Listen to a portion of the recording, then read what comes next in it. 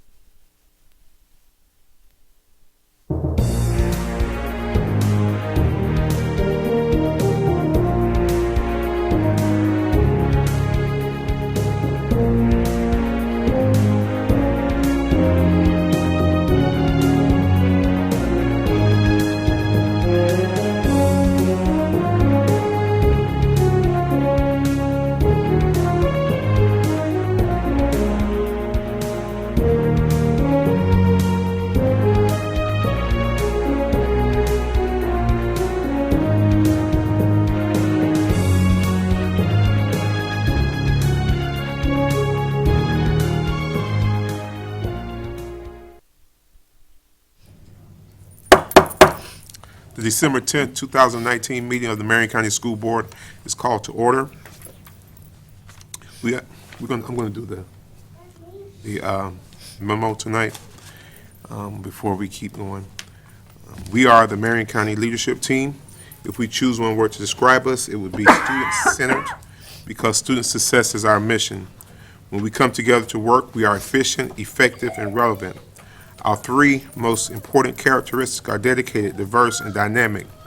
To work well together, we must demonstrate respect, confront reality, and clarify expectations to get better. We do not accept excuses. We will not accept mediocrity. We will always put students first. We will leave a legacy of success. For the courtesy of those listening to the meeting, I'm requesting everyone in the audience to please turn off your electronic devices or put them on vibrate. If there's anyone in the audience that has a hand on, we ask that you remove that as well. Later in the meeting, up to 30 minutes will be provided for individuals to address the board on matters concerning the operation of the Marion County school system or the school board only. Presentations to the board are limited to 5 minutes and are televised. If you wish to address the board regarding a regular agenda item or matters on which the board customarily takes action, you must first complete a peach form located on the table in the hallway. If you wish to address the board regarding a public hearing or a student discipline matter, please complete a lime green form. These forms must be fully complete and received by the board secretary no later than 5:40 p.m. The procedures applicable for each are on separate sheets. Madam Secretary, please call the roll. Mrs. Nancy Stacy, District 1. Here. Mrs. Beth McCall, District 2. Here. Mrs. Kelly King, District 5. Here. Mrs. Nancy Thrower, District 4. Here. Mr. Eric Cummings, District 3. Here. Dr. Heidi Mayer, Superintendent. Here. Mr. Paul Gibbs, School Board Attorney. Here. Dr. Heidi Mayer, Superintendent, please introduce the individuals who will be providing inspiration and leading us in the pledge this evening. I am in awe of the young people who are here tonight to provide inspiration and pledge. They're here along with Miss Calloway, their principal from South Ocala Elementary, and she's going to come on up to the podium. And as she does, we think about the Christmas season, and at Christmas it was a child that showed us the way, and with that feeling, I'm going to turn it over to Miss Calloway. Good evening, distinguished board and Superintendent Dr. Mayer. South Ocala Elementary is honored to share our passion projects with you. Following the Pledge of Allegiance, please stand for the pledge. Before we start, if anybody has a hat on, please remove the hats. Thank you. I pledge allegiance to the flag of the United States of America and to the republic for which it stands, one nation, under God, indivisible, with liberty and justice for all.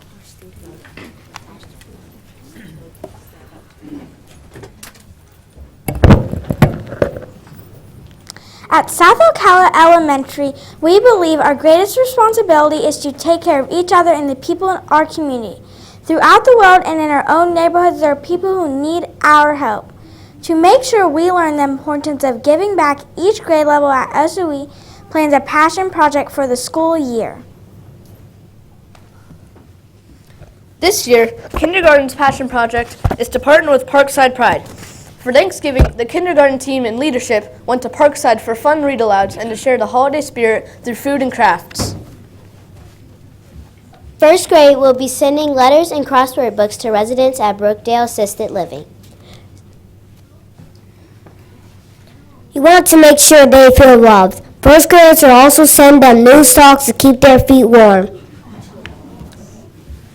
Second graders have already collected all types of goods for the Bahamas disaster relief.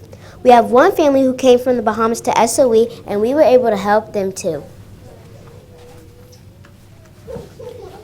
Third grade is doing a book drive right now to give to the Boys and Girls Club, so they have a nice library of books. If you would like to donate, please drop off books at South Ocala Elementary before winter break. Thank you, Dr. Dawson, who gave us this passion project idea. Fourth graders are filling buzz boxes, because we're the Yellow Jackets, for military servicemen and women. Fifth graders are making welcome bags for children who stay at the Arnett House. All of these acts of service show how South Ocala Elementary cares about our community. Taking care of those who need love, encouragement, and support is the best thing we can do. Thank you, and go Yellow Jackets!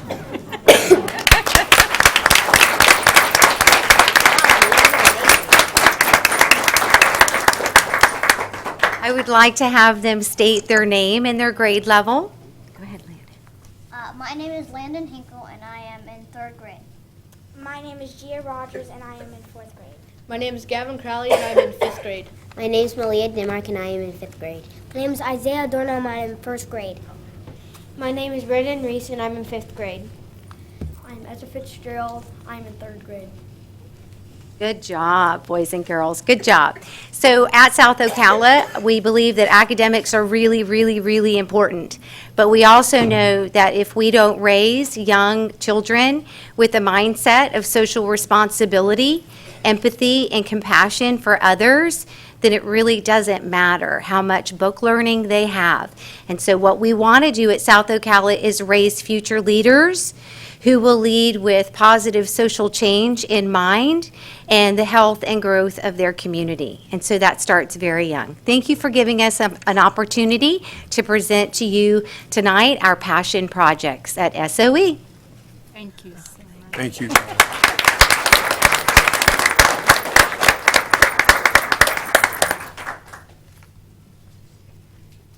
I know there's lots of families trying to get pictures, but just know that this will be on YouTube as well, so you can watch it again. You guys want to take a picture of your If you family? wanna- if you Come up, wanna let bring them come them up, up so that parents come can up and take a picture. Yes, Come on, come on up darlings. and then turn around and face Yeah. your families. Come on, honey, come on. Landon, come this way.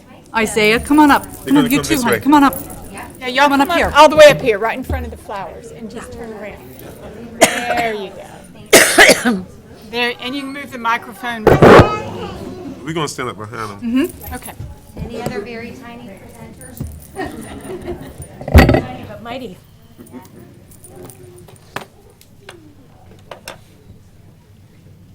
Thank you. All right, family. All right, family. Hold on, let me shake their hand. Hey, guys, turn around and shake your hand. Great job, great job. You can come to my church because you got a good memory. Good job. Good job. Thank you all so much. I told you you could do it. job, guys. Told you. You all did fabulous. You were fabulous. See, told you you could do it. Told you. Great job. They don't want to leave now. Sorry. Take it over. Very proud of you. Thank you, guys. Thank you, parents.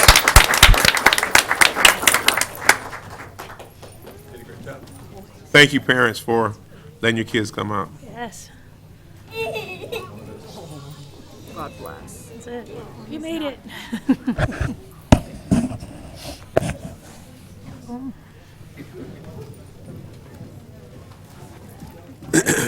Yes. Okay. With the exception of item D27.2, item C17.1, item C14.1, item C8.1, I recommend approval of the agenda for the December 10th, 2019 school board meeting with the materials in the board packet, those materials distributed to board members at the meeting, and the audio recording included as part of the official record of the meeting. May I have a motion on the superintendent's recommendation? Moved. Second. Ms. Throer, seconded by Ms. McCall. Any question? All in favor? By aye. Aye. Opposed by the same sign. It's moved. May I have a motion to approve the minutes of the October 3rd, 2019 administrative briefing and work session? So moved. Moved by Ms. McCall, seconded by Ms. King. Questions? All in favor? Signify by aye. Aye. Opposed by the same sign. May I have a motion to approve the minutes of the October 8th, 2019 school board meeting? Second. Moved by King, seconded by Throer. Any discussion? All in favor? Aye. Aye. Opposed, same sign. That's unanimous. May I have a motion to approve the minutes of the October 16th, 2019 special administrative briefing and work session? So moved. Call and King. Are there any additions? Are there any discussion? Any discussion? Okay. All in favor signify by aye. Aye. Opposed, same sign. Pass. All right. Ms. Judy Zanetti, Public Education Foundation Officer, would like to recognize the new business partner with Marion County Public Schools. Good evening, everyone. Good evening. I'm so excited to be here with you this evening, and we don't have one or two business partner recognitions tonight. We have quite a few for you. But before we begin this evening's recognition of our newest school business partners, I wanted to take a moment to review the intention and the importance of these relationships. A school business partnership is a mutually supportive arrangement between a business and a school, intended to enhance educational opportunities that benefit both our students and the teachers. The focus of partnerships differs from each company and each school, but all of our partnerships share a common commitment to improving education. At the end of last school year, we had 17 schools that were in need of a partner. To help in the recruiting efforts, I reached out to our local Chamber and Economic Partnership, our CEP, and I set up a meeting with Kevin Shealy and Dean Blinkhorn. Kevin and Dean, would you come up here, please? They did not hesitate to throw their support behind our recruiting efforts. Since that meeting last spring, 18 new partnerships have been created, and that comprises 11 different companies and 6 companies taking more than one school. So before we continue, I would like to invite Kevin Shealy, the president of our CEP, to come to the podium, and I would like him to just give a couple words about his support for our business partner program. Thank you, Judy. Thank you, school board and superintendent, for allowing us to be here. It's always a pleasure when we're here because we're talking about really good things that are happening. And I think the most important thing, as Judy was describing the school business partnership, is it's a partnership. And we believe that when businesses partner with our education providers, great things happen in our community. And we're seeing that happen in lots of places. But when Judy came and met with us, or we went and met with Judy, and learned that so many of our schools didn't have a business partner, that is completely unacceptable to us. And so I'm excited that we have all these new partners. I am still bothered that we have 7 schools? 7 schools. That do not have a partner. So we're going to continue to work on those until every school has at least one. But hopefully we'll also find a case where, as tonight we'll talk about some, who they have 2 partners or 3 partners. Because we think that helps make our community better. It allows our businesses to be engaged with what's going on and to be a part. I was so struck by the students from South Ocala and their principals. They talked about why that's important. Those are soft skills. That's what we're doing with our soft skills initiative. So there's another example where all these things really come together. So thank you for allowing us to bring businesses to partner with our schools. And we look forward to coming back, hopefully in the not distant future, and talking about every school having at least one partner. Thank you. All right, gentlemen, if you would stay up here with us, Mary Engel, our administrative assistant at the foundation, is going to give you a little thank you. and then you can help with our certificate presentation. So Mr. Shealy said a little bit about what I have next, and that is actually, we have 8 schools in need of a partner because one just lost their partner today, and that was Greenway Elementary. So we have Emerald Shores Elementary, Greenway, Harborview, Horizon Academy, MTI, which we think we have one, Ocala Springs, Saddlewood, and Sunrise that are still in need of a partner. And no one could be recruiting for Sunrise harder than Mr. Blinkhorn back here because his wife teaches music there. So every time someone asks about being a partner, he says, you would make a great partner for Sunrise Elementary. So we are still recruiting and still working, but tonight we're going to recognize the first group of our new school partners since these recruiting efforts started. And so we're going to go by by businesses in alphabetical order. So we're going to start with Land Rover of Ocala, and their general manager, Paul Corbett, was not able to be with us tonight, so I'm going to call up our principals, Heather Guest from Bellevue High School, and Karen English, Denellen Elementary School, to receive their certificates. And principals and partners, as you get your certificates, if you would just kind of stay up here with us, kind of horseshoe around a little bit. We'll make room for everyone. So as you can see, we're very excited. Land Rover partnered with 2 schools. Another business that partnered with 2 schools is Love Inc. of the Heart of Florida. And I'd like to call up Wayne Butler and Dana Parker, representing Love Inc. And they are partnering with Lake Weir Middle School and their principal, Brian Green, and Principal Heather Guest. So come on back, Heather, you need to get another certificate. Dana, would you like to say? Okay. Okay, next we have Ocala Electric Utility, and they're represented by Tony Clayton and Greenway Elementary School's principal, Ashley Kemp. Evergreen. Evergreen. Oh, Evergreen, I'm sorry. It's a green. I'm sorry. That's okay. Did you want to say We're super anything? excited to have you. Okay, all right, Mary has your certificates for you. All right, get ready, because now I'm going to call Ocala Fiber Network and the director, Mel Poole, and they have partnered with 3 schools. So, Brian Green, come on back down from Lake Weir Middle School. Marion Oaks Elementary School, Lisa Dreher, and North Marion Middle School, Don Mobley. Sure. Okay. Mr. Poole, I'd like to give you the opportunity to say a few words. Hi, Mr. Chair, Madam Chair, Board, Mel Poole, Director of Ocala Fiber Network. I just want to say this business partnership is huge in the fact that the board agreed to sign a contract with Ocala Fiber Network for a substantial amount of money. So we kept that money home, right? Right. And here we are giving back to our youth. I think that inspiration was fantastic. It is. And it just goes to show you working together as a team what we can do. So on behalf of John Zobler, the city manager, Bill Kaufman, the assistant city manager, we appreciate this business partnership on both sides. So thank you. Thank you. And thank you for partnering with 3 schools.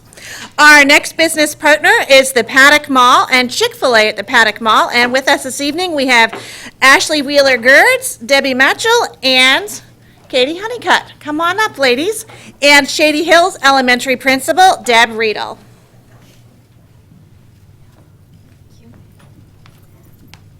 Ashley, Debbie, would you like to say anything? Please do. Hello.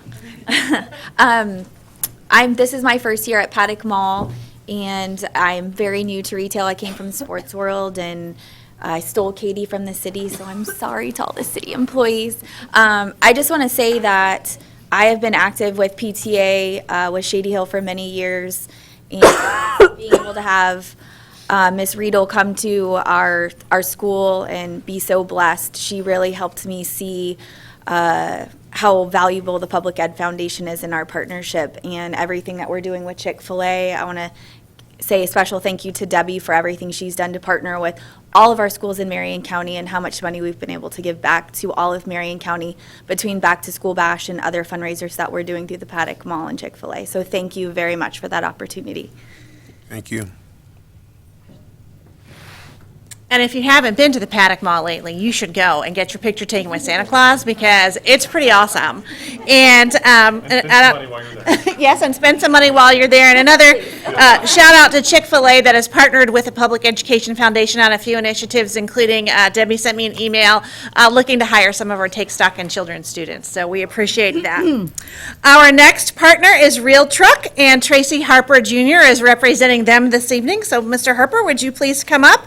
And I'll also call Forest High School's principal Elizabeth Brown, and from Westport High School, Lori Reeder. Tracy, would you like to say anything? Sure. Yeah, just, I've moved here. They can't see you, but they can hear Oh. you. Board and Superintendent, we moved here about 3 years ago. We decided to relocate our headquarters to Ocala, and we really enjoy it here. We love it. I love what the CEP is doing in terms of supporting the schools. As you guys know, in this labor market, it's very tough to hire employees, and the better qualified they come out of school, the easier it is for us to be successful. And what Forest and Westport is doing with their programs, whether it's the entrepreneurship program, the logistics program at Westport, those are all fields of study that really help us and help us hire and help our students find good jobs. So glad to be supportive, and I love being here in Ocala. Okay, I don't know if there's much room for you guys. And we are excited. Real Truck has moved their global headquarters here to Ocala, Marion County, so we are grateful for that. And our last school this evening and our last partnership is Twice Upon a Time, and their owner, Anna Babbitt, is here, and she is with her is Legacy Elementary's principal, Shamika Murphy. And you can see the Babbitts have 2 students that attend Legacy. So we're grateful for all of them being here this evening. Anna, would you like to say anything? Well, usually, of course, we ask the principal to say a few remarks, but since we have so many of them this evening, we will forego that. And on behalf of all of our schools, all of our principals, all of our students and teachers that have been and will be touched by these partnerships, let me say how grateful I am to each and every one of you for stepping up and making a difference. Our schools cannot do it alone. And the job of the Public Education Foundation is to help connect children, classrooms, and community, and we can only do that when the community steps up. And so I want to say thank you again to Kevin and Dean from the CEP for heeding the call and for helping us. And we know we've got 7 schools left to go, and so we will be back. We have some new partnerships that are being approved on the consent agenda tonight and a few on the next board meeting. So soon you'll be seeing Advent Health that has taken 2 schools, Osley Construction has taken a school, and Golden Ocala has taken 2 schools. So we'll be excited to bring some new partnerships to you in the coming school board meeting. So thank you all very much. And everyone that's here, we can take some pictures outside where we might fit a little better, okay? Thanks, everyone. Thank you. Thank you all. Thank you all. And thank you about Wait, that. Daniel gets one too? No, one's for Ms. Murphy. And one's for us.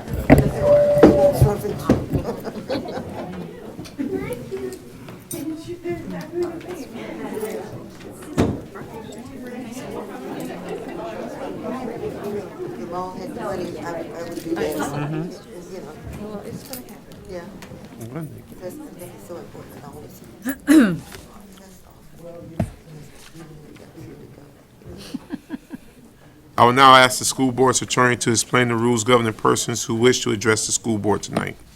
Good evening. In compliance with Section 286.0114 of Florida statutes, the school board has adopted uniform procedures for public speakers who wish to speak at tonight's meeting either regarding one of tonight's agenda items or a matter relating to the operations of the school district. These procedures will ensure the public has a reasonable opportunity to be heard on school board and school district matters. A written summary of these procedures is available from the table in the hallway. Public speaker forms are also located on the same table. The completed forms were due to the school board secretary no later than 5:40 p.m.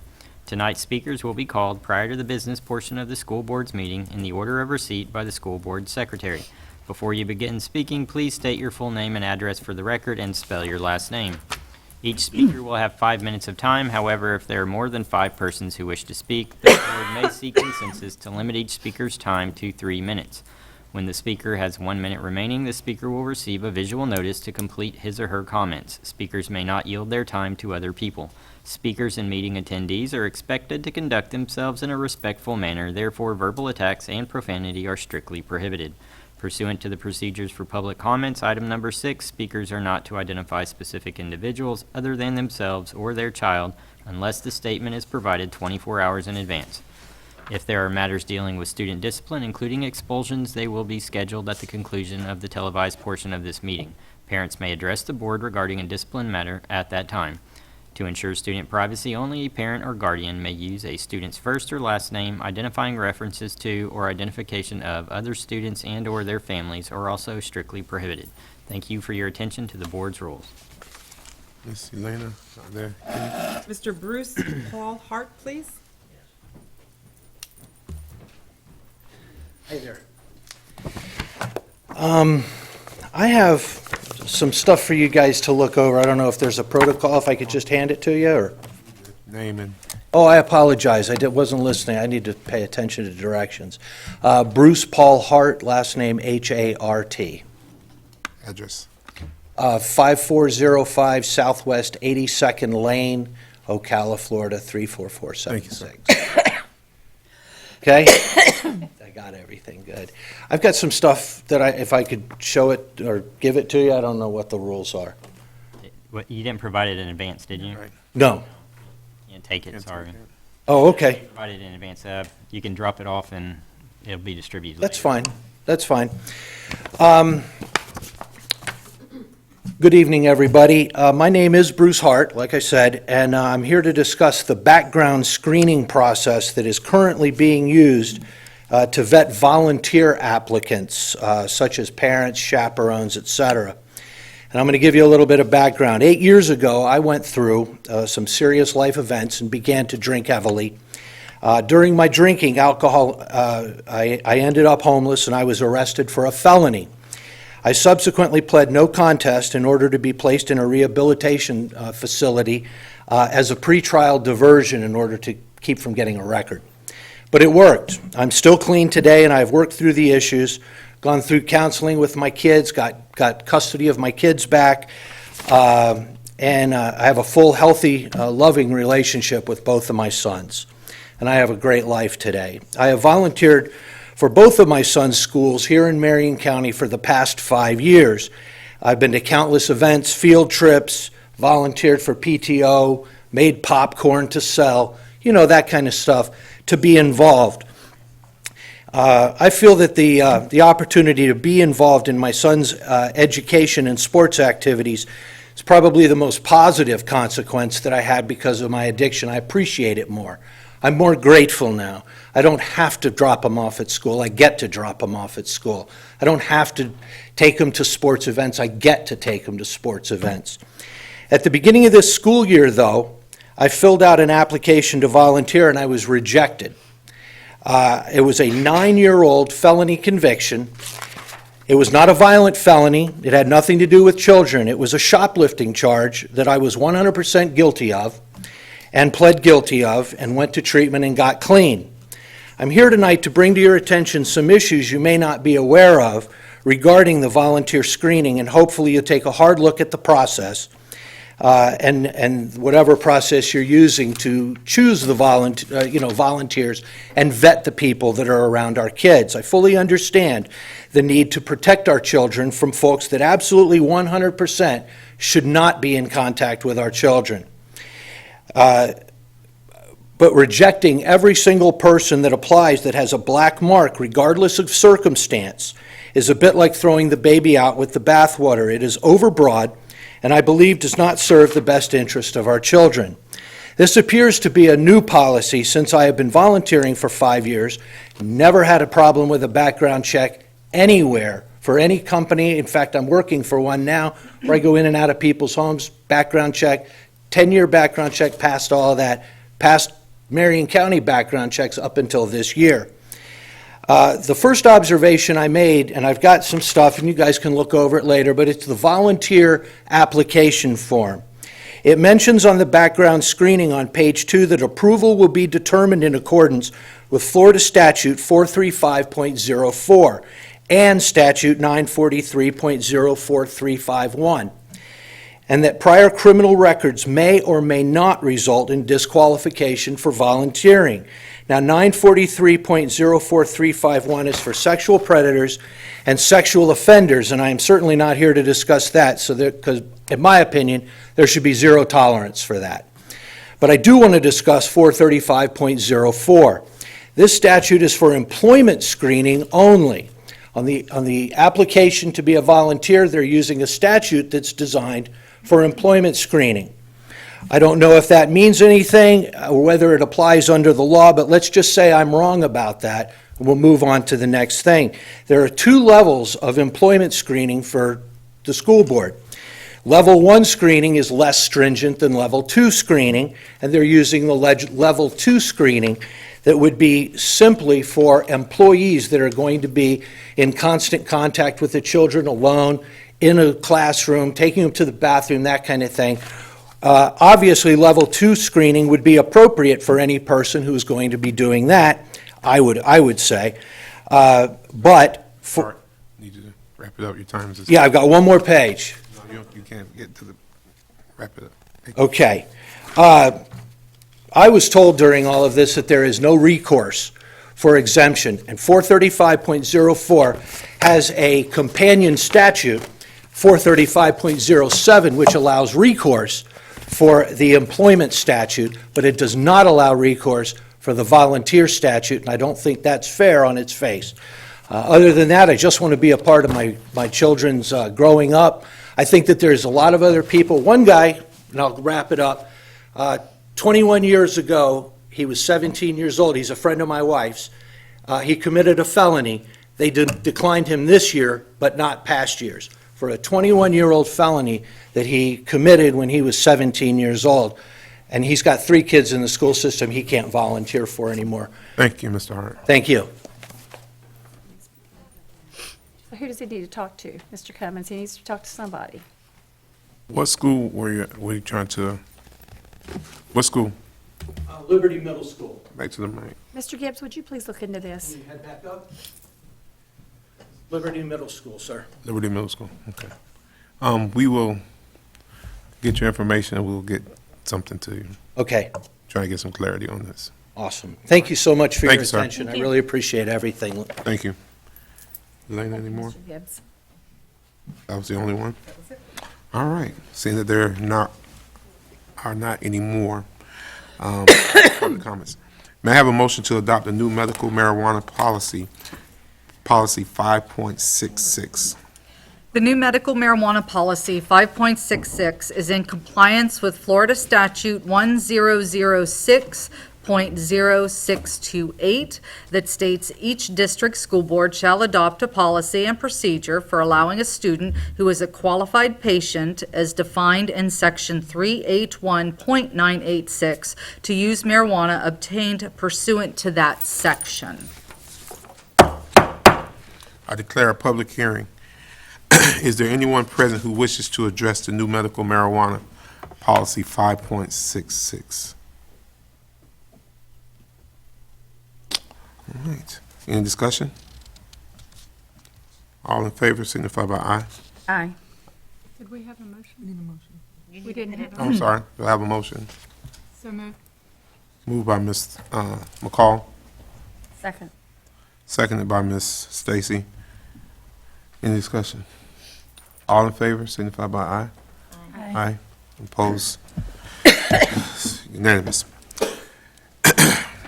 May I have a motion to approve consent agenda items C 8.1 through C 25.4 with the exception of C 14.1 and C 8.1 that has been removed to discussion, and items D 27.2 and C 17.1 which have been withdrawn entirely from the agenda. May I have a motion? So moved. Moved by Ms. Thor. Seconded by Ms. King. Any discussion? All in favor signify by aye. Aye. Opposed by the same sign. May I have a motion to discuss best and brightest memorandum of understanding, 2019-2020 fiscal year? So moved. Second. Moved by Ms. Call, seconded by Ms. Thrower. Any discussion? I've got Ms. Dobbins here, please, to give some background information. Okay. Good evening, happy holidays, Reverend Chair, Madam Vice Chair, school board members, Superintendent Dr. Mayer, Mr. Gibbs, attorney, and Mrs. Martinez Lopez. Thank you for having me. I just wanted to give some information briefly. On the January 14th board meeting, you're going to receive a memorandum of understanding because there has been some drastic changes in the Best and Brightest program, which is overseen by state statute. This year's Best and Brightest is the 2019 state statutes, and I don't want you to get confused with what the governor is currently proposing for next year. So in this year's Best and Brightest, it is drastically different than last year. One of the changes that they have put in legislation is that we have to bring to you, the board, to approve how we're going to proceed and disperse those funds. So we have developed a committee that has been meeting for several times now. It involves key district personnel. It involves the MEA president, the MESP president, and also Mr. Altabello, who's the regional president. In that committee, we have formed a MOU that we are finalizing and will bring to you on the 14th for your approval so we can start dispersing the funds. And that's it in a nutshell, unless you want me to go into details. Any further discussion? All in favor? There's no vote on There's no vote, that's right. Okay. Thank you. May I have a motion to approve change order number 01 amendment, work authorization number 10, deductive change order to construct an asphalt pad and resurface truck driving path at Booster Stadium as part of the CDL licensing program, project number 18-121, in the amount of negative $988.85. So that's what we're getting back, correct? Correct. So moved. Moved by Ms. Thrower, seconded by Ms. King. Any discussion? All in favor? By aye. Aye. Opposed, same sign. May I have a motion to approve conciliation agreement of U.S. Equal Employment Opportunity Commission, EEOC 510-2018-01946. So moved. Second. Moved by Ms. Call, seconded by Ms. Thrower. Any discussion? All in favor, signify by aye. Aye. All opposed, same sign. It's unanimous. May I have a motion to discuss staffing plan updates? So moved. Moved by Ms. Thrower, Second. seconded by Ms. McCall. Is there any discussion on this one? Oh, Dr. Mayer, I understand you wish to have additional discussion on this item. Yes, we have our area directors here this evening. Could you please come up? And they want to give you some background on a discussion we're going to have in January about the staffing plan. Good evening. Thank you for having us here tonight. So we have been, along with Dr. Grantham, we have been going out to our schools and meeting with each of our principals and admin teams to discuss current needs to their staffing plan, including a lot of our ESE self-contained units that are on our campuses currently. We are basically, in January, we want to come back to you at a work session along with Dr. Grantham, and we are going to have a list of specific positions that we would like for you to take a look at and have conversation with, knowing that we have been out at our schools and having conversation with our principals and some of the staffing needs that may need to even be addressed for this current school year. So that is certainly something that we want to have more conversation with you later in January. For this current year? Yes. I'd like to say something. Yes. I just wanted to say thank you so much for doing this and working to get ahead of what our schools need and hearing from the folks that are doing the work every day. what their needs currently are and what they anticipate and project their needs will be going forward. I hear from a lot of folks in the community at all different levels, and one of the concerns is that Evergreen doesn't have a pre-K program. And for kids to have the ability to start at the school that they're going to continue at until 5th grade at a young age and really begin to bring them into that school culture and climate is very important. So to hear what you're saying it's almost like magic, it's what I've been hearing and now you're saying it. So thank you very much. I too echo what Ms. Thoreau just said, because I'm hearing the same thing pretty much, that there are some shortnesses in some areas and we need to cover those deficits as soon as possible so that we can make sure everybody's getting what they need to get done. So, all right. Any other discussion? Okay. All in favor? There's no vote. There's no vote. But we're in favor of it. But we're in favor of it. I'm ready to vote on everything now. Okay. It's All the right. American way. All right. Thank you, guys. May I have a motion to approve item C1 4.1 TJS accounting contract? So moved. Moved by Ms. Thrower. Seconded by Ms. McCall. Ms. Stacy, I understand you pulled item C1 4.1 TJS accounting contract. You wish to have further discussion? Yes, I did. I pulled it because this is a lot of money.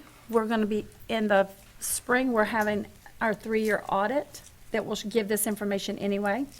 On top of that, it's, I don't even know what the purpose of it is. People who have worked in employment services in years past, for these possible 200 employees that are pulled out of the hat, might have worked with us for 25 years, to go find some kind of flaw or something that might have happened then from a previous superintendent who, for some good reason, may have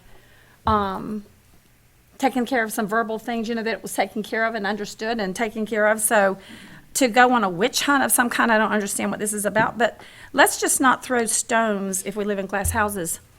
Dr. Mayor, I have inquired, I stopped in at Employment Services at the last minute this afternoon and had some records pulled.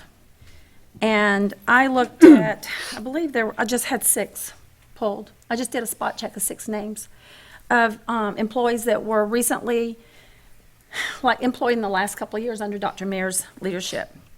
And of the 6 employees, there were major issues on the employment services issue there.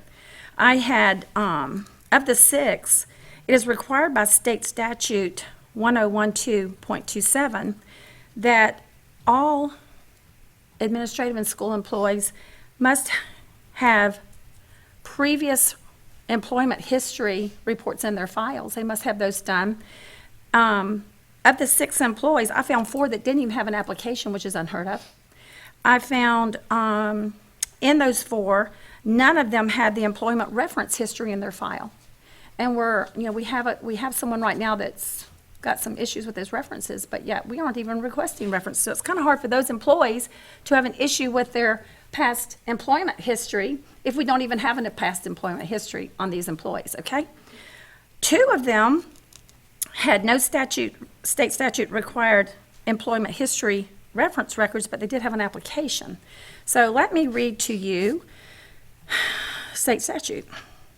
State statute 1012.27, number 6, states, this is under the duties of the superintendent, employment history checks. Before employing a person in any position that requires direct contact with students, conduct employment history checks of each of the person's previous employers. Screen instructional personnel and school administrators as defined in statute 1012.01 through use of educator screening tools. And 1001.10, number 5, and document the findings. If unable to contact a previous employer, the district superintendent shall document efforts to contact the employer. I looked for these letters where there was efforts to contact these employers. There was no record.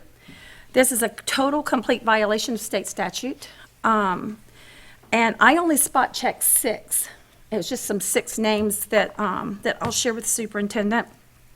that were hired in the last couple of years. So I haven't looked at others, and so I plan to look at others. But I don't understand why there is this desire to spend $21,000 looking to see if the employment records are correct that previous superintendents filed, when we have big issues with what's been filed with this superintendent. So I will not be voting to support any of this. Alice Posada is a CPA, and she's, I believe, even a certified fraud investigator, and can look at any issues that we might need her to look at.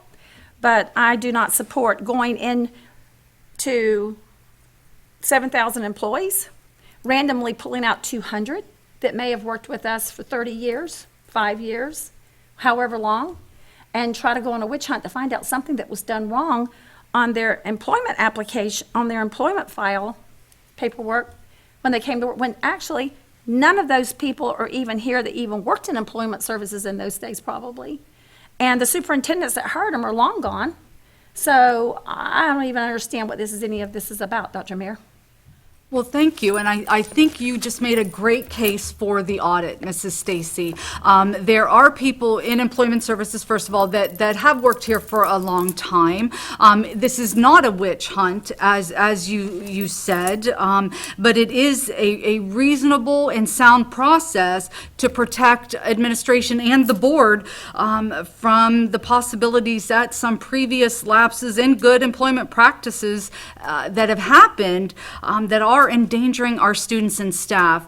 You did specifically mention an individual. Just be mindful that individual was hired under this administration. So I do take ownership for that egregious error that occurred, and I'm, well, how do I say it? Well, right now, I can't really look into that. So you've tied my hands there too.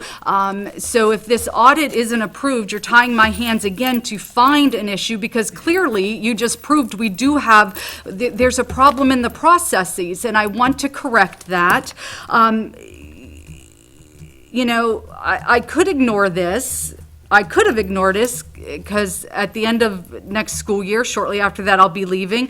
But that would be irresponsible on my part to leave my successor with an employment system that is hiring staff with some issues. And so I'll just circle back again to say that you proved our need for that audit. So I look forward to moving forward with it. Prove the need that your hires have made errors. Okay, so. And previous too, ma'am.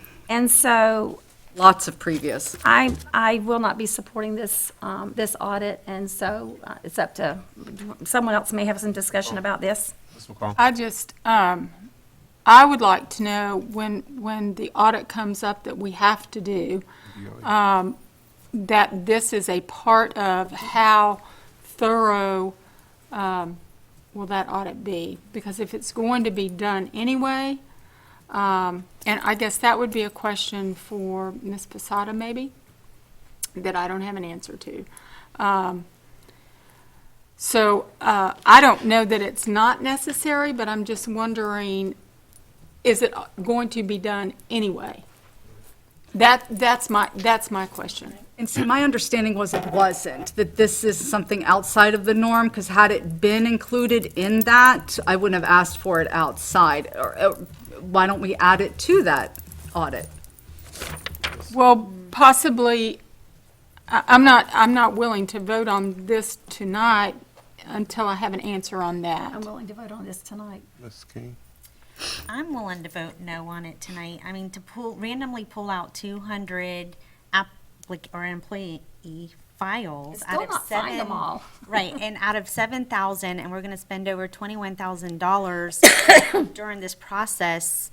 You know, I think we could point out spend our previous money. superintendents that may have made an error. Right, I think, in my opinion, I will vote no on this tonight. Ms. Thor? I would feel more comfortable prior to voting, knowing more about the scope and sequence of the upcoming audit. And, you know, we have been galloping through money, and we need to use the folks and the expertise that we have, that are trusted employees, to have the opportunity to do what we're going to ask them to do. So this may be something, you know, I would be very willing to table it to get more information and then make a more informed vote. So. I agree with that.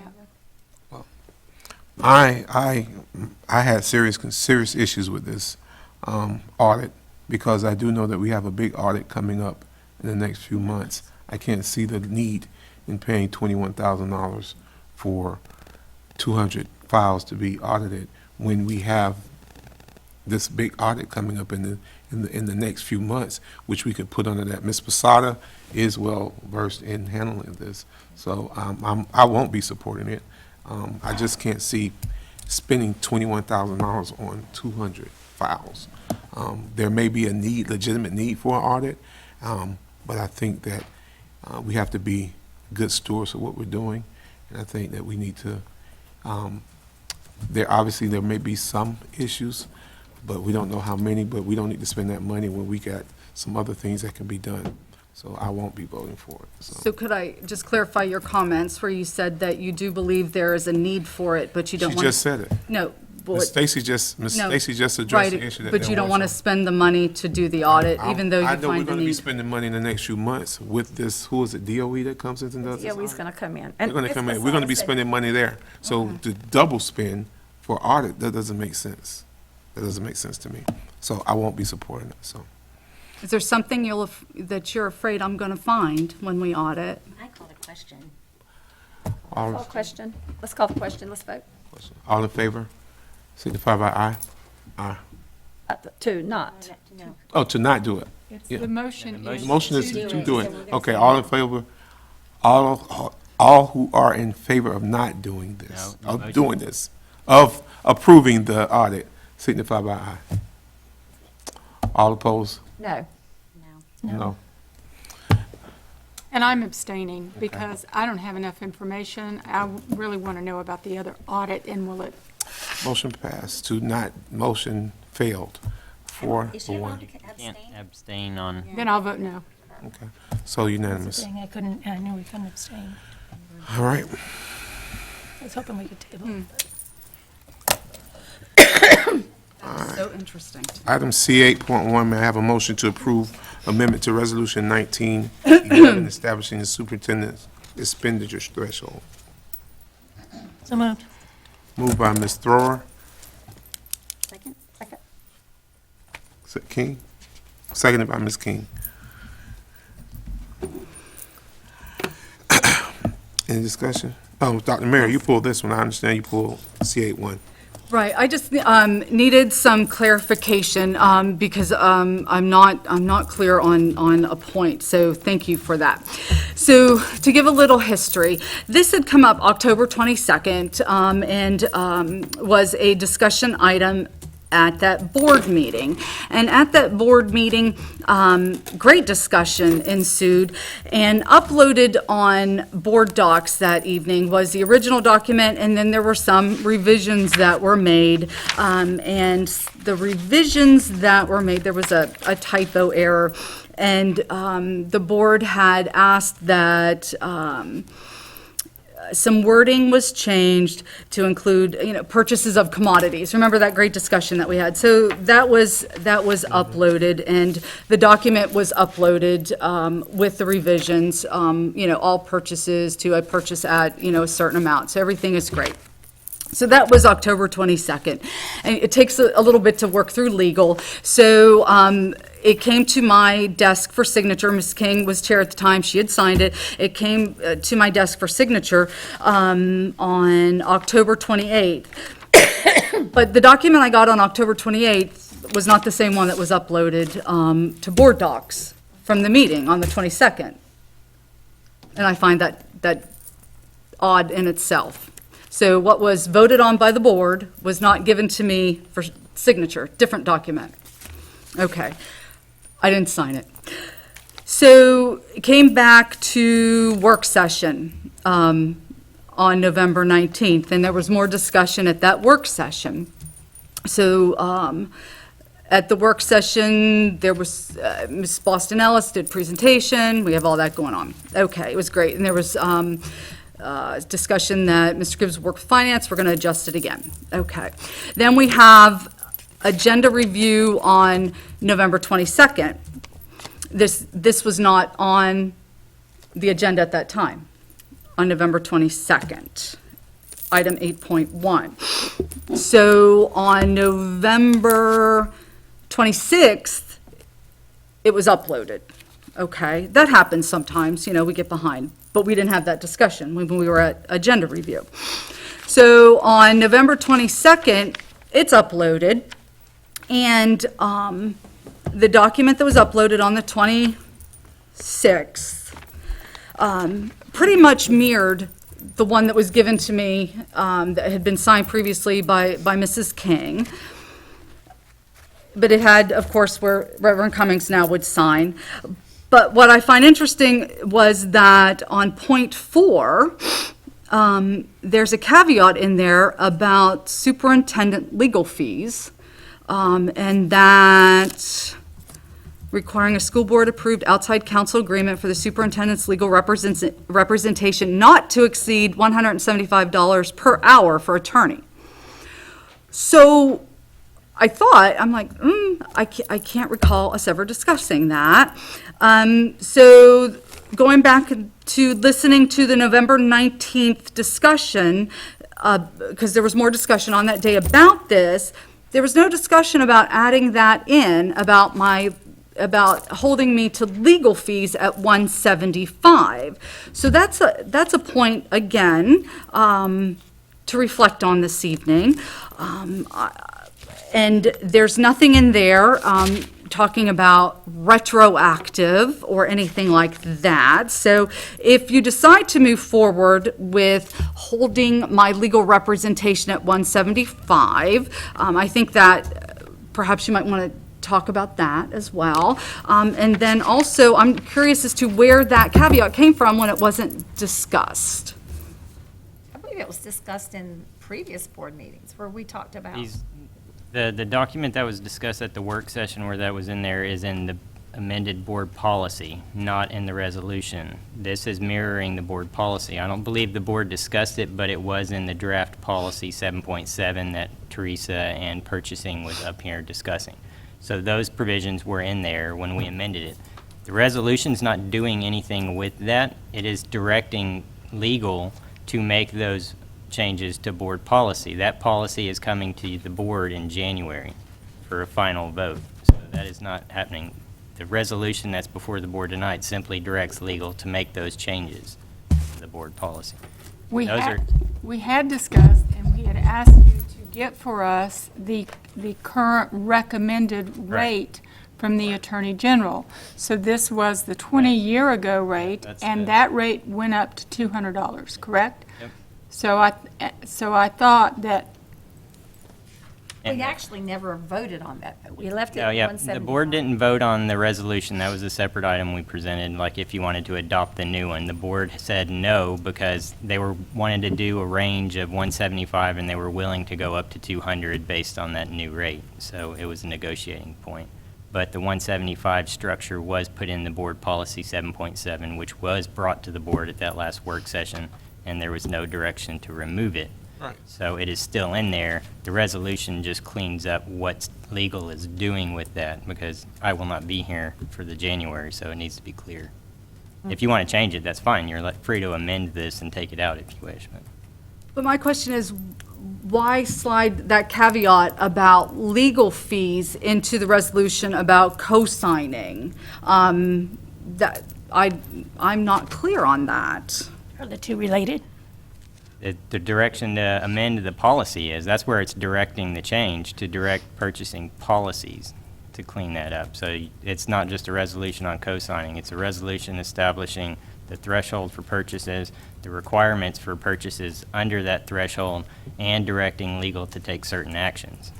So if you don't want it in there, you can amend the resolution and approve it as amended, that's fine. Remove what? The problems that Dr. Mayer has raised, if you don't want it in the resolution, directing staff to make those changes. No, the staff does need to make the changes, because that's what the whole board policy issue that we had that wasn't real clear was all about. So we need to pass this tonight. Is there something we can revise the 175? If you want to make it up to, or 200, you can say 200. I mean, that's up to the board's discussion. It's your rate. Didn't we discuss about bringing it up to what I recommended? thought we had discussed bringing it up to the recommended Attorney General's recommended 200? fee. That That's what I was what I recalled, but I Well, will it couldn't cause a find it problem in if we the amend that minutes. tonight? But I couldn't find it in the minutes. If you want to make the amended the 2008, I'll just go back and have Terry insert the new rate structure if that's where you It won't want affect it. anything, will it? Won't affect anything tonight because it'll change the policy that's coming in 7.7. We'll update that to be the current AG rate, so. I think that's that what you would wanna be do. fair. It I mean, I will- think that's what we had a discussion about, that When maybe. January passes, then any contract that come up for renewal will jump to the 200 The rate. 200 rate, yeah. Well, Because that's the Attorney General's, the current Attorney General recommendation. But that won't affect anything in January, it'll just be that new figure, right? Yeah, any new contracts Any new would be at contracts the after 200, January? yeah. After January, we got the $200 rate. Unless you go back. And I'm comfortable with that if that's the Attorney General's. Well, there was. Even though I did see, we did see, you gave us a flyer of, And there are counties that are. that counties that saying are still at Yeah, 175. the range I provided comes in anywhere from basically 175 to 250, so that seems to be the going rate for this area. Well, you paid Rumberger $2.50 an hour, so you might want to consider changing that to $2.50. That was a specialty thing, though. That was a special, especially attorneys, the state will allow us for specialty issues that not that many attorneys handle, to pay different fees to. That's what we have, the telecom FCC people, special. FTC people, that one was really high, because that's a specialty thing. But, So what's the question tonight? so do we want to move it to 200? If I'm fine. You can adopt as is, you can amend the resolution to raise it to the current recommended structure, then, Recommended AG. and then vote on it as amended. I'll fix it and have Mr. Cummings come by and sign. Even though there are districts that do have 175, we would be on the high side with 200. There's some districts that are still at 175. Okay. All right, I'm comfortable.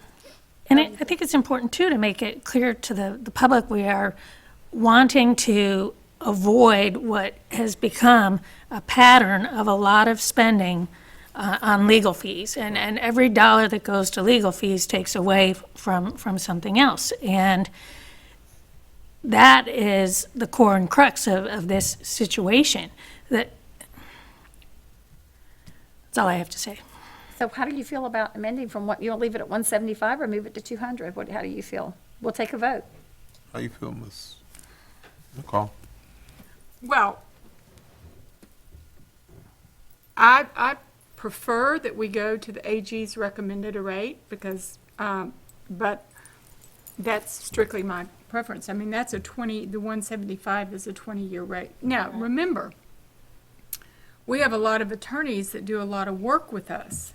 So the 175 may work, you know. And we're but- spending a lot of money on attorney's And fees. so I think every case is different depending on how much work those attorneys do for us on a regular basis. And if it's not hurting our ability to attract and employ the type of attorney that we need, that has the expertise and the background. Can we have a range, that's my 175 biggest to concern. 200? It's your structure, you Can can't. we have a range? Because like you said, some attorneys will do it for 175. We have attorneys right now working for 175, don't we? But if we move it to 200, Huh? they're gonna, but if we Right. move That's that, the- then that's true. they're gonna, but we have, some excellent Attorneys at 175. That Excellent. are getting regular work. That are getting regular They're getting, work. and they get a lot of work. 3 hours and goodbye. So I'm comfortable leaving it. Okay, as let's is- leave- is- What about you?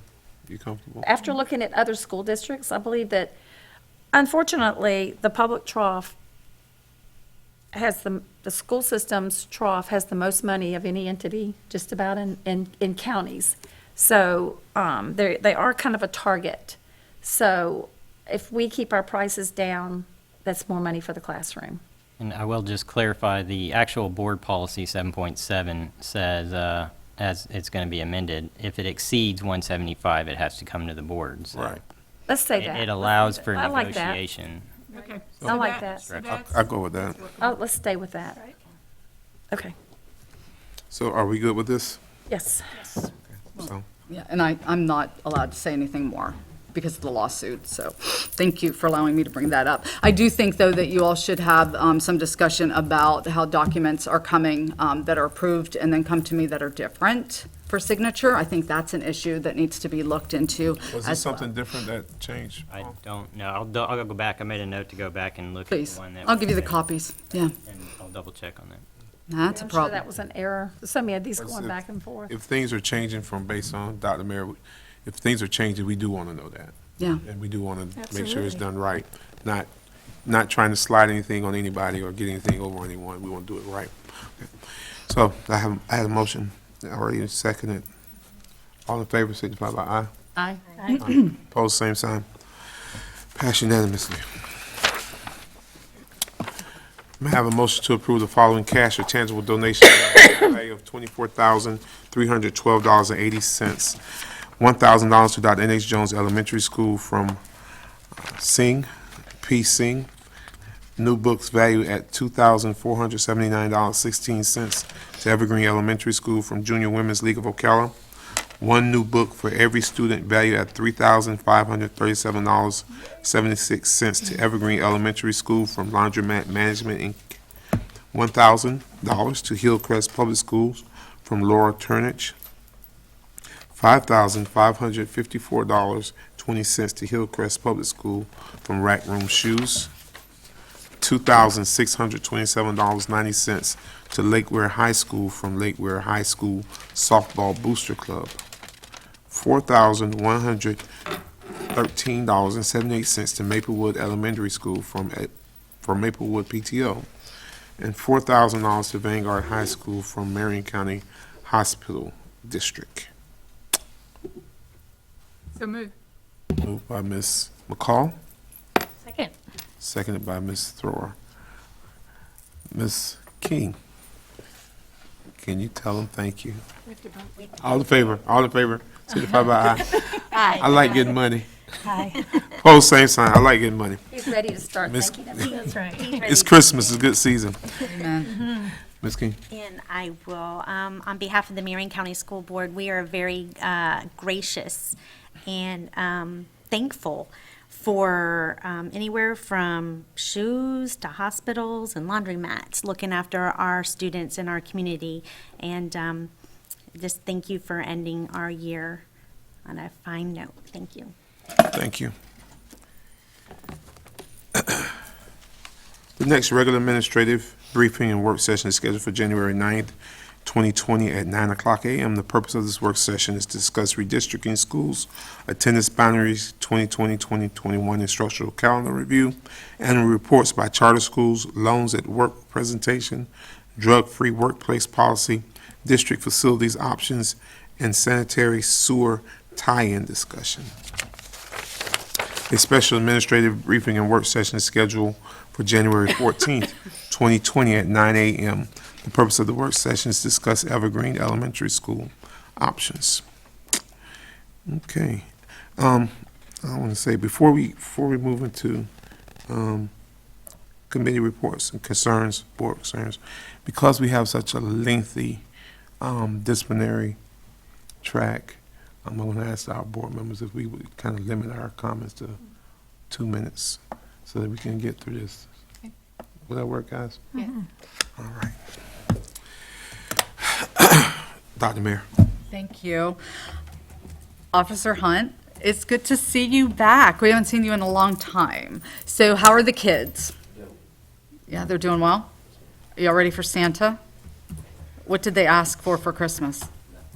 They didn't ask for anything?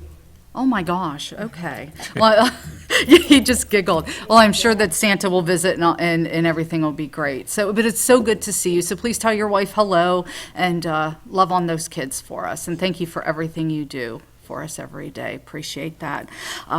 We had a great meeting last week in Tampa. I know you're you bring that up, so I'll let you handle that one. Some happy news for lots of us there, and just so happy that it's Christmas time, and just so joyful about that, and knowing that this Saturday too, the most wonderful person who walks this planet is graduating college, and that is Jack Mayer. And so just so much to celebrate and so much to be happy about. So I'm going to keep it short, Chair, and just say to everybody, Merry Christmas and the best of the new year to everybody. Ms. Lopez? I also want to wish everyone a Merry Christmas, safe holidays, and we'll see everyone in 2020. Mr. Gibbs? I do have a few issues. One is from the work session, Ray and Associates. We had asked everybody to bring their constituents to discussion, so I can get that to them before the break. I'm going to open it up. And I'm going to talk about that a little bit. Or so you want to wait till you get to you on yours, or you want to do it now? We can do it now. We can do it now. Let's do it. So one of my concerns is that they will be here on January 14th and 15th to talk to constituents, to have the big town hall meetings. So we need to now secure places. I've already talked to the CEP about they want their executive committee. I've talked to the sheriff, the chief. They want the chiefs to meet. But we need to secure the places for the night and the morning town hall meeting. We need to get the information out. We don't get back to school till January 6th, is that correct? 7th, and the next week they will be here. So we are on a really short time frame to get this done. So however we need to do it, whether we set it up at MTI for the evening and the morning meetings, and really get information out to the Star Banner and whatever we need to do. And Mr. Gibbs, who does that? We need a point person that can do that. I believe Ray and Associates has the templates for us to get all the information out. I think they have what their team is 4 or however many people. I think they said that's how many meetings they can have going at one time. So we really need 4 locations. Right, because we were talking about breaking up Marion Right. County into 4 Yeah. quadrants because it's Yeah. so big. Yeah, so, I can work with them and my staff can work on looking for locations to secure. okay, and so I'm willing to help do anything. I've run a lot of events all over this county, so looking at places and, churches might be an opportunity. But we need to get the word out. We've promised this community they're going to have a voice, and waiting until January 7th to let them know is way too late. Right. So before we leave for the Christmas break next week, we need to get this out. So this has to be a top priority. And we need to know what groups are going to be invited. Right. Well, the town hall meetings, everybody's invited. open to. But the constituency, the ministerial association, I don't know, Right. Reverend Cummings, I've got members already that want to talk to them. Like I said, the CEP, the chiefs, and then a couple of professional groups. I have three groups. By tomorrow, we need to get the information to Mr. Gibbs. We need, if you have location places for your groups that you can give to us, we need to do that. But we have to get this done. It's Tuesday. Yes. We need this done by this end of this week. By the end of this week. So we can get the word out next week. We've really, really waited too long on this. So can I make a suggestion that we get our constituent groups to Paul by Thursday, no later than Thursday. No later than Thursday. No later than Thursday, so we can go ahead and try and secure locations by Friday or early next week, because we need to get it, as you said, I agree, Ms. McCall, that needs to be advertised. I want to ask y'all something. How do you feel about the other elected officials, like the city council and the county commission? I think they're a part of it, and I was going to Having their contact own them. I was going to contact meeting, like, Commissioner that's a group. Bryant. And I think I'll see Michelle probably tonight. so we will.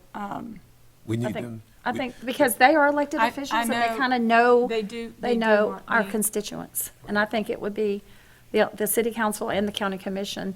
In fact, in the other counties, I mean, the other cities too, the Bellevue, Denellen. Correct. So that group could, maybe the elected officials could have their own little session with them to share what they're looking for, because they know their base. So, Mr. Gibbs, I will work very closely with you the next All few right. days over. You'll get some over communication the from me. Secure locations. Okay. Okay. Anything else, Mr. Gibbs? Yes. Also, from the last work session, there was discussion, or we wanted to move discussion on the attorney position to tonight. So I don't know what you guys want to discuss about that, but I'm here to answer any questions that I can to help you. Well, We have Ms. Green, correct? Yes. Yep, she's here tonight, just observing to keep a finger on the pulse, so. But I don't know long-term if you guys want to have any discussion tonight on that, but that's what we had directed from the last work session. We can just All right, wait. wait, all right, and my we won't have last, another work session until next year. That's okay. But we have an interim. But we have an interim, so we're fine. Okay. You served Listen, very well and faithfully, I That's what I wanna understand, say. before Yeah, she you were hired. served incredibly. Well, let me say this, Paul, for the record. We're in good hands. We appreciate everything you've done for the district. thank you. And we congratulate you Thank you. on the move, so. Thank you. And one last issue, this item, the administrative complaint was removed from the agenda tonight. We got a motion to quash on an administrative complaint filed yesterday. So I need to know how you guys want to handle that. We need to let the petitioner have time to respond to the motion. I would recommend giving that until December 20th, which will be sufficient time to draft a response. And then when we come back from the break, you guys can decide Well, that- a time to special set. That item had already been tabled, so it wasn't going to come up, from my understanding, because only a board member can untable it. So. Be put on an agenda, but Could be on the you guys agenda. can It has to be continue- brought off the table. Right. You guys can continue to So, table. since we got that motion from the attorney, I think that we need to give the superintendent opportunity to, the respondent to respond. Right. And ample time is 10 Yeah, days. That's a little over a week and a half, so. Right. And then it can come back before. I mean, if you want, since you're breaking on the 20th, you can say before January 6th if you wanted to give them longer. Nothing's going to happen in the interim. And absolutely nothing's going to happen. Yeah. Right. So if you want to say January 6th, that's fine too. Dr. Mary, you good with that? Giving you the time to respond to that The motion to quash. motion to quash. That would be your decision.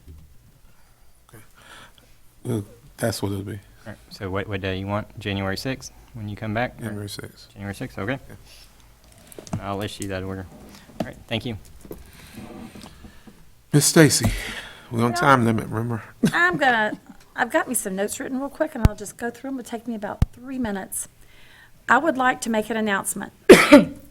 Our Dr. Nicole Thornton, once an employee of ours that was thrown away by this county, is now this year's Levy County Teacher of the Year. I can't recall any crowned Golden Apple teacher in Marion County that has ever received this award after completing just one full year of employment for our district, as did Dr. Thornton in Levy County as a teacher guidance counselor.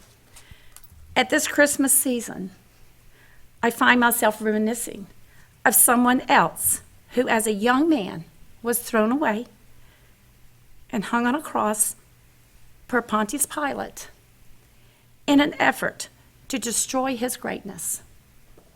Instead, he went on to be the King of Kings in my world and the world of billions of others, to include Nicole's.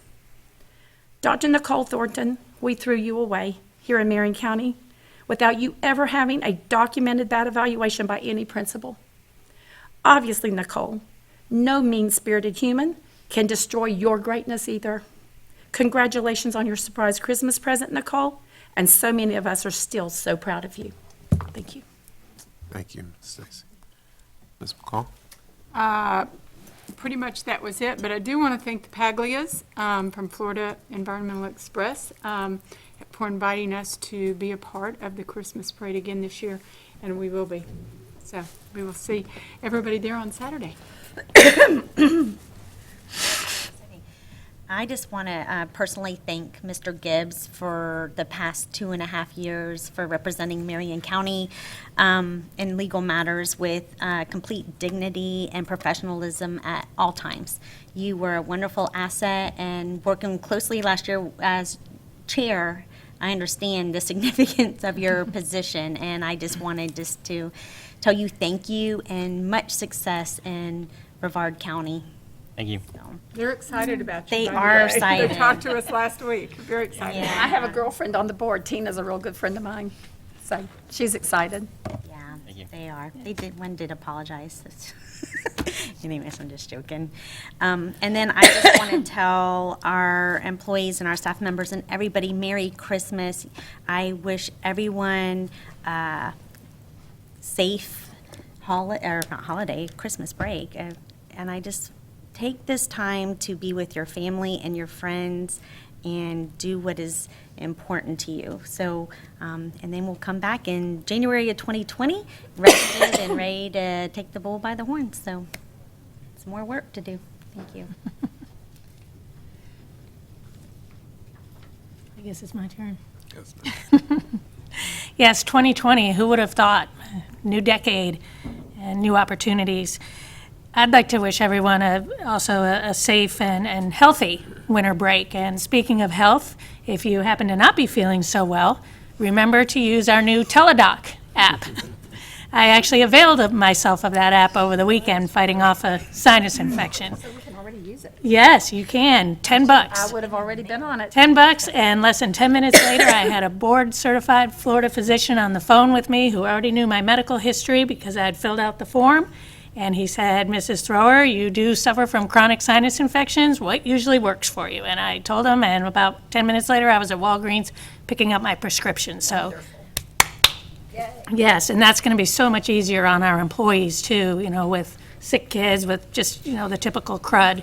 So please, everyone, avail yourselves of the Teladoc and download the app. You will not be sorry.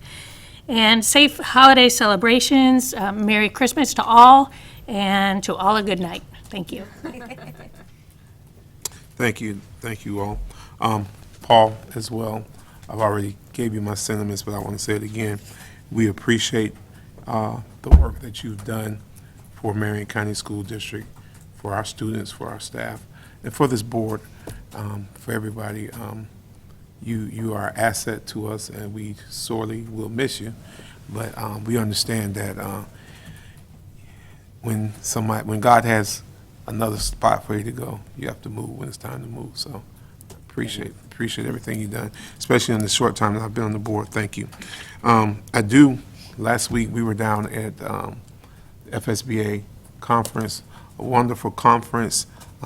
Ms. Thor and I attended the Chairmanship Academy, which was very informative, and it was just a great conference of learning how to be better board members, how to work better in our community, work better with our superintendent, our attorneys, and the people within the district. So we learned a lot. Marion County had some bright moments last week in Tampa as well. One of our school board members, colleagues, was recognized as one of the best in the state. And that's our very own Ms. Beth McCall. So Thank you. we are so proud of her. For the Consortium of Education Foundation. Consortium of Education Foundation, and Thank you. because she works hard at that. So we appreciate everything that Ms. McCall does, and thank you for helping us to shine. And that was a bright spot.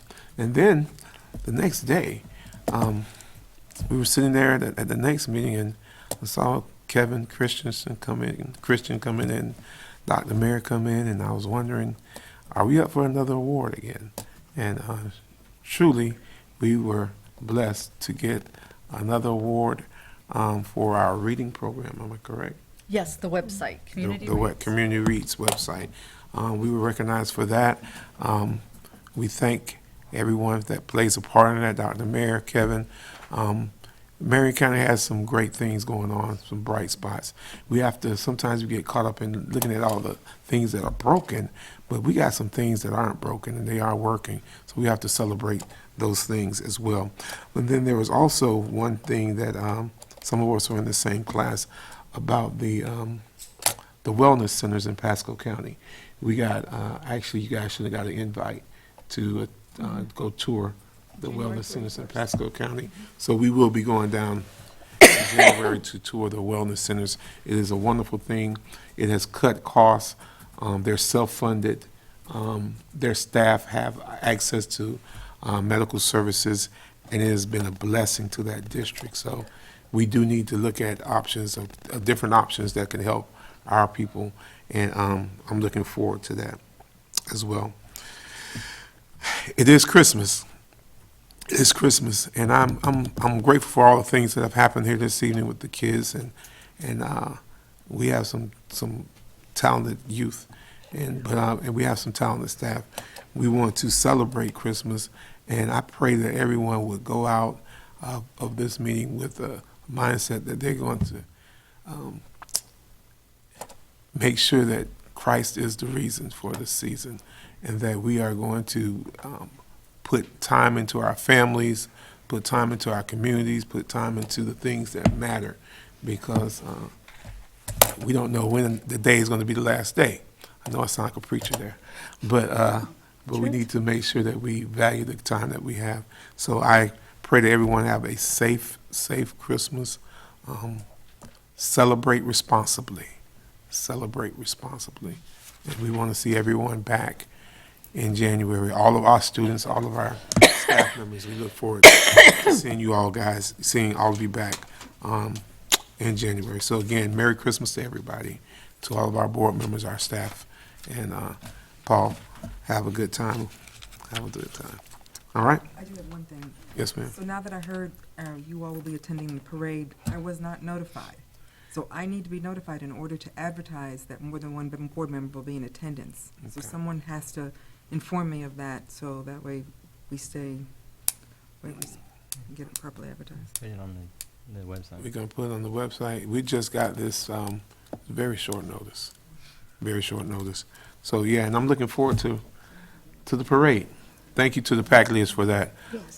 Some of us are going to have our families on there, and it's going to be a wonderful time. Come out to the Marion County, Ocala, City of Ocala Christmas Parade this Saturday. All right? Student disciplinary matters, 30.1. Alternative placements, ESC, regular, DJJ, step down felony. Okay. Before addressing expulsion matters, I wish to acknowledge that board members have received alternative placement lists for students through November 12, 2019. Ms. Martina Lopez, are there any parents who have submitted a timely request to speak on the child's disciplinary matters? No, not on these expulsions. Okay. May I have a motion to approve the expulsion of student JD 20-051E, JD 20-054, JD 20-055, JD 20-058E, JD 20-059, JD 20-062E, JD 20-069, JD 20-070, JD 20-073, JD 20-074, JD 20-075, and JD 20-076 with educational services through the remainder of the 2019-2020 school year and the first semester of 2020-21 school year. So moved. Second. Moved by Ms. Call, seconded by Ms. King. Any discussion? All in favor by aye. Aye. Opposed by the same sign. Passed unanimously. May I have a motion to approve the expulsion of student JD 20-050, JD 20-056, and JD 20-57 with online educational services through the remainder of the 2019-2020 school year and the first semester of the 2020-21 school year. So moved. Second. Moved by Throer, seconded by Stacy. Any discussion? Oh, I'm sorry, Ms. McCall. Thank you. Any discussion? All in favor signify by aye. Aye. Opposed by the same sign. Approved unanimously. May I have a motion to approve the expulsion of student JD 20-072 without educational services through the remainder of the 2019-2020 school year and the first semester of the 2020-21 school year? So moved. Second. McCall, King. Moved by Ms. Call, seconded by Ms. King. Any discussion? All in I just want to say something really quick. It's always the worst part of the meeting to approve expulsion of students. And especially with it being Christmas time, it just makes it feel worse. It feels like there's a lot more on here with this agenda, but we haven't met much in the last few weeks, so it's almost like putting two meetings together into one, but that really isn't much consolation. I just wanted to put that out there. My prayer is that we continue to do even more, whatever it takes to support our students, and so it doesn't get to this point, because when it does, it's heartbreaking. So, Thank you. Any other discussion? All in favor, signify by aye. aye. Opposed by the same. Passed unanimously. This concludes the televised and business portion. Add something, a little happy to tag on, please. Afterwards, we have early reentry discussions, and I know it's going to be late, but a happy, though, is that there are a lot, Yes. because the kids coming to you tonight have done what you've asked, so it's going to be something to celebrate. So it is. So our kids may make a mistake, but you all give them that opportunity to do what's right and come back early. So the public needs to hear that, too. So And that thank is you all. important. Thank Yeah. you for encouraging that bright spot. I would like to comment to Dr. Hard not Mayor to get about down. that. One thing I'd like to thank Dr. Mayor for, because I have worked under other superintendents. Dr. Mayor has always been very supportive when we do want to do the early reentry, because I have been in situations with other superintendents that were not so supportive.